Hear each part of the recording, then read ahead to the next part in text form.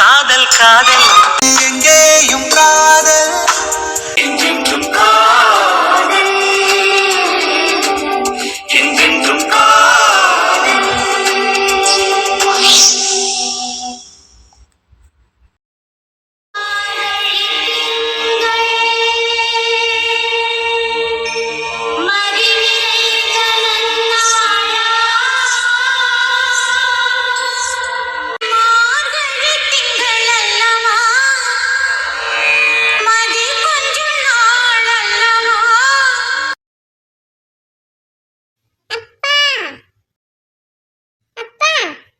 என்னப்பா தம்பிக்கு ஒரு டவுட்.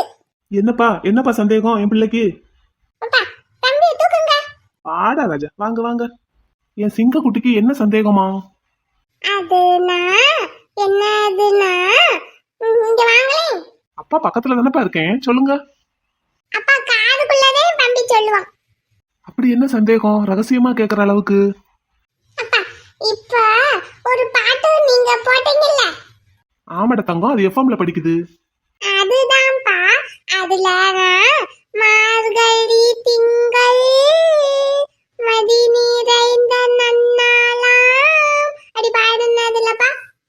ஆமாப்பா. திங்கள்னா மண்டே தானப்பா. சரிப்பா, இப்போ உங்களுக்கு என்னப்பா சந்தேகம்? அப்பா எல்லா நாளுமே நல்ல நாள் தானப்பா. அது எதுக்குப்பா மார்கழி திங்கள் அப்படின்னு சொல்லி அந்த நாள் மட்டும் சொல்லி பாடுறாங்கப்பா? இப்ப என் பிள்ளைக்கு இதுதானாப்பா சந்தேகம்? ஆமாப்பா. இத அம்மா கிட்ட கேப்பமாப்பா. அப்பாவுக்கு தெரியாதாப்பா? அப்பாவுக்கு தெரியாதுலப்பா. எங்க அப்பாக்குன்னா எல்லாமே தெரியுமே. இல்லப்பா, எனக்கு தெரியாதுப்பா. நம்ம அம்மாவை கூப்பிட்டு கேப்பமா? கூப்பிட்டு கேப்போமா? கூப்பிடுங்க. இந்த தொப்பிய வேற எதுக்குப்பா வீட்டுக்குள்ள போட்டுக்கிட்டே இருக்கீங்க? தாத்தா தொப்பிப்பா. ஆமாப்பா, இத பத்திரமா வச்சிருங்க. தம்பி பெரிய பிள்ளை ஆனதுக்கு அப்புறம் போட்டுக்கலாம். சரிப்பா. அம்மா, ஏம்மா இங்க வாங்கம்மா. தம்பி கூப்பிட்டாதான் அம்மா வருவாங்க. ஆமாப்பா, வருவாங்கப்பா. அம்மா வந்தாச்சு. என்னப்பா எதுக்குப்பா கூப்பிட்டீங்க? ஏம்மா, என் பிள்ளைக்கு ஒரு சந்தேகம் வந்துருச்சுமா, அதை என்னன்னு கொஞ்சம் கிளியர் பண்ணி விடுங்கம்மா. என்ன சந்தேகம் குட்டி பிள்ளைக்கு? அப்பா சொல்லுங்கப்பா. ஏம்மா, இப்போ ரேடியோவில் ஒரு பாட்டு பாடுனதுமா, ஆமா நானும் கேட்டேன். அந்த பாட்டுல தாம்மா என் பிள்ளைக்கு ஒரு சந்தேகம் வந்துருச்சு. என்ன சந்தேகம்?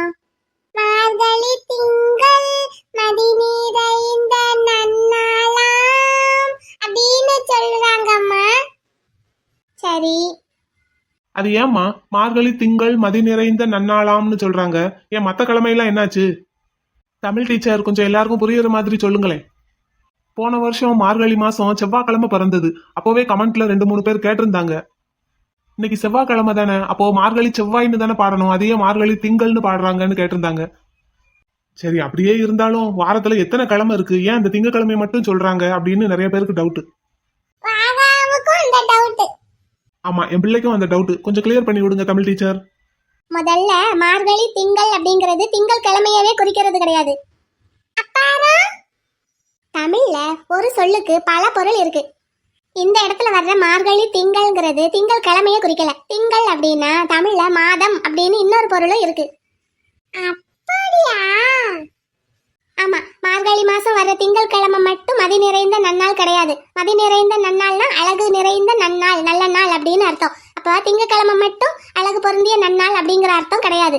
மார்கழி திங்கள் அப்படின்னா மார்கழி மாசம் அப்படின்னு அர்த்தம். அப்படியா? இப்ப அந்த பாட்டை பாடி பாருங்க. மார்கழி மாதம் மதி நிறைந்த நன்னாளாம் அப்படின்னு வரும். மார்கழி மாதத்துல வர்ற நாட்கள் எல்லாமே ரொம்ப அழகான நாட்கள் அப்படின்னு சொல்றதுக்காகத்தான் மார்கழி திங்கள் மதி நிறைந்த நன்னாளாம் அப்படின்னு சொல்லியிருக்காங்க. மதினா அழகுன்னு அர்த்தம். இந்த திங்கள்ங்கிற வார்த்தைக்கும் மதிங்கிற வார்த்தைக்கும் சந்திரன்கிற பொருளும் இருக்கு. ஆனா இந்த இடத்துல நம்ம அப்படியெல்லாம் அர்த்தம் எடுத்துக்கிட கூடாது. ஏமா, நீங்களா ஒரு பாட்டை எழுதி வச்சுட்டு இந்த அர்த்தத்துல தான் எடுத்துக்கணும்னா என்னமா அர்த்தம்? அதுதான் தமிழோட சிறப்பு. மற்ற எல்லா மொழிகள்லையும் ஒரு சொல்லுக்கு ஒரு பொருள் தான் இருக்கும். தமிழ் மொழியில மட்டும்தான் ஒரு சொல்லுக்கு பல பொருள் இருக்கும். வாக்கா குட்டிக்கு இப்ப சந்தேகம் தீர்ந்ததா? தீர்ந்துருச்சே. கமெண்ட்ல இந்த கொஸ்டினை கேட்டவங்களுக்கும் சந்தேகம் தீர்ந்திருக்கும்னு நினைக்கிறேன். இப்போ நான் சொன்னதுல யாருக்காவது ஏதாவது சந்தேகம் இருந்ததுன்னா முன்னாடி பத்திரிகை எல்லாம் பார்த்தா தெரிஞ்சிருக்கும். கல்யாண பத்திரிகையில எல்லாம் முன்னாடி சனவரி திங்கள் அப்படின்னு போட்டிருப்பாங்க, இல்லைன்னா தை திங்கள், பங்குனி திங்கள், சித்திரை திங்கள் அப்படின்னு போட்டிருப்பாங்க. இப்பவுமே கூட கும்பாபிஷேக பத்திரிகைகள்ல எல்லாம் அப்படிதான் அடிப்பாங்க. எப்படி? இப்போ ஒரு கோவில்ல தை மாசம் கும்பாபிஷேகம் நடக்குதுன்னு வைங்க, அந்த கும்பாபிஷேக பத்திரிகையில தை மாதம் அப்படின்னு குறிக்காம தை திங்கள் அப்படின்னு தான் சொல்லியிருப்பாங்க. நான் பார்த்துருக்கேம்மா, அந்த மாதிரி பார்த்துருக்கேம்மா. ஆமா, இப்போ கொஞ்சம் கொஞ்சமா அந்த பழக்கம் குறைஞ்சிக்கிட்டே வருது.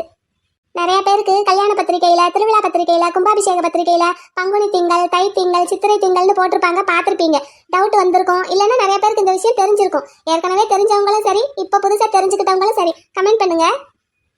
வாகா குட்டி, பாப்பா எங்க? பாப்பா முத்தப்பாட்ட இருக்கா.